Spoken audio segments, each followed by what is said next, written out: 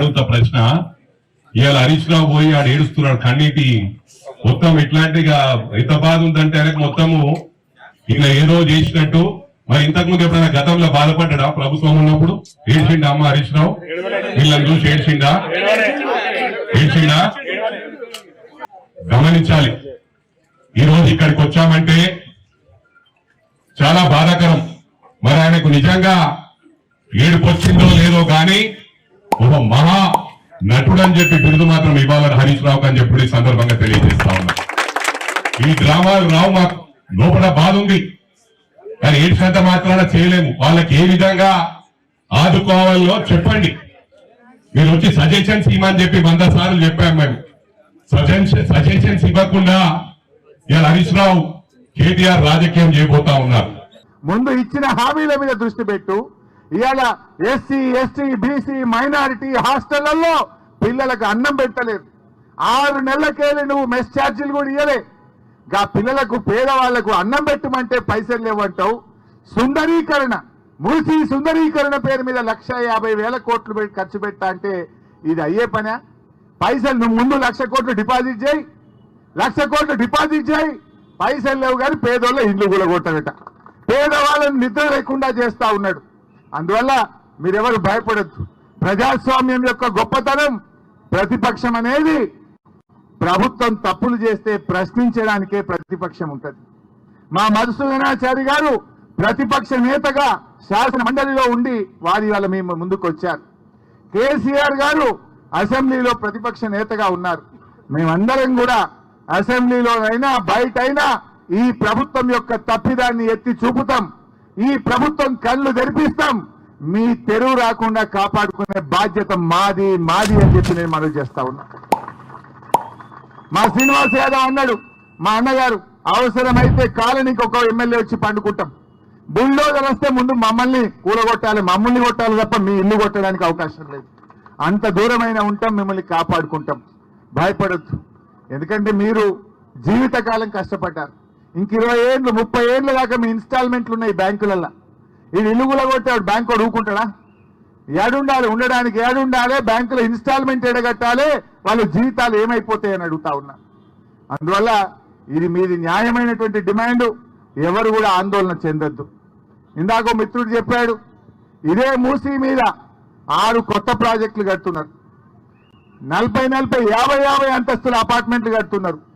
మరి రేవంత్ రెడ్డి ఈ కట్టుకున్న పేదోళ్ల ఇళ్లకేమో నంబర్లు వేస్తున్నావు. ఇదే మూసీని ఆక్రమించి మూసీ ఆనుకొని 6 పెద్ద మల్టీ స్టోరీడ్ బిల్డింగులు కడితే దాన్ని ఎందుకో ఆపడు, దాన్ని ఎందుకో నోటీసులు ఇయ్యడు, దాన్ని ఎందుకో కూలగొట్టడు. ఎందుకంటే వాళ్ళు పెద్ద వాళ్ళు. ఈ పేదవాళ్ళు నోరు లేని వాళ్ళను, ఈ పేదవాళ్ళను ఏం చేసినా ఎవడు రాడనుకుంటుండు. ఆ బలిసినోళ్ళని మాత్రమేమో దగ్గరుండి కట్టిస్తుండు, పేదోళ్లకు మాత్రం నోటీసులు ఇస్తుండు. కానీ ఈ పేదవాళ్లకు బీఆర్ఎస్ పార్టీ ఉన్నది, కేసీఆర్ గారు మీకు అండగా ఉన్నారు. ధైర్యంగా ఉండండి అని నేను మనవి చేస్తా ఉన్నా. ఇలా మూసీ ప్రాజెక్టు నీకు అంతగా చేయాలంటే విత్ ఇన్ ద ప్రాజెక్ట్ చేయి. వెనకట నిజాం గారు 1908లో వరదలు వస్తే కూడా నిజాం రాజు ఇల్లు కూలగొట్టలే, మూసీకి గైడ్ వాల్ కట్టిండు. గైడ్ వాల్ కట్టి వరద బయటకు రాకుండా ఆలోచన చేసిండు మూసీ రాజు, ఆనాడి నిజాం రాజు. కానీ రేవంత్ రెడ్డి ఇవాళ నిజాంకు మించి ఒక హిట్లర్ లాగా వ్యవహరిస్తున్నాడు, పేదోళ్ళ నిద్ర లేకుండా చేస్తా ఉన్నాడు. అందువల్ల మీరెవ్వరు కూడా ఆందోళన చెందొద్దు. తప్పకుండా మేము కంటిన్యూ చేస్తాం. మిగతా కాలనీ వాళ్ళు కూడా వచ్చి చాలా మేము మాట్లాడాలని మా దగ్గరికి రండని ఎంతో మంది వచ్చి ఇక్కడ మా స్లిప్పులు కూడా పంపారు.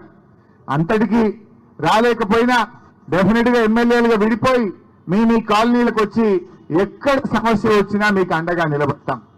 నిన్న మీకు చెప్పినట్టుగా మా legal cell, BRS party legal cell Telangana Bhavan లో కూర్చొని ఉంటది.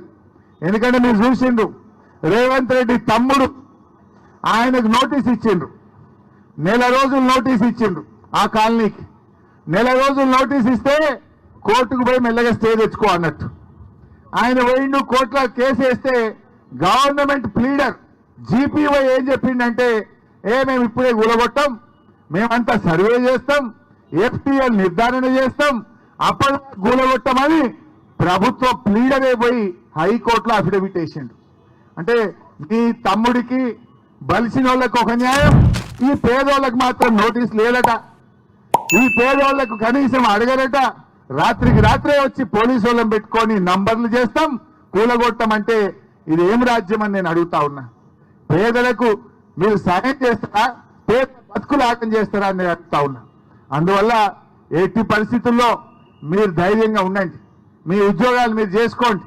మీకేమన్నా చిన్న ఇబ్బంది వచ్చినా డైరెక్ట్ గా తెలంగాణ భవన్ కు రండి, మా తలుపులు తెరిచే ఉంటాయి. అది ప్రజాభవన్, తెలంగాణ ప్రజల కోసం కట్టిన భవన్, తెలంగాణ భవన్.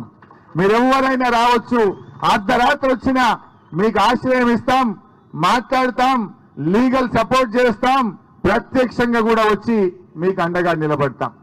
ఇంకా ఏదైనా అత్యవసరం ఉంటే మా సబితక్కకో మాలో ఎవరికైనా ఫోన్ చేయండి. మేము నిమిషాల్లో, మీకు ఎక్కువ దూరంలో లేం, మేము ఉండేది కూడా ఇక్కడ నుంచి 1/2 గంట దూరంలోనే ఉంటాం.